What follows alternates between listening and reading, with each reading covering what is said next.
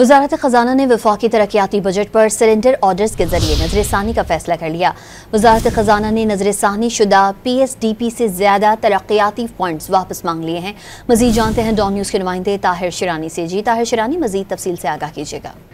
जी, इसका पस मंजर ये है कि 30 जून को खत्म होने वाले रवा माली साल 2024-25 के लिए इब्तिदा में 1400 अरब रुपए का वफाकी तरक्याती प्रोग्राम मंजूर किया गया था, जिसके तहत वजारतों और डिवीजन ने इसी हिसाब से मुतल्लिका डिमांड आर्डर्स और ग्रांट्स वजारत खजाना में जमा कराई थी।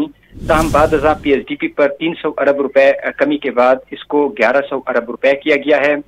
इस तनाजुर में अब सरेंडर ऑर्डर के जरिए वफाकी तरक्याती बजट पर वजारत खजाना ने नजरसानी का फैसला किया है और मुरासले में वजारतों और डिवीजन को तरजीही बुनियादों पर जरूरी सरेंडर आर्डर्स वजारत खजाना के हक में जारी करने का कहा गया है।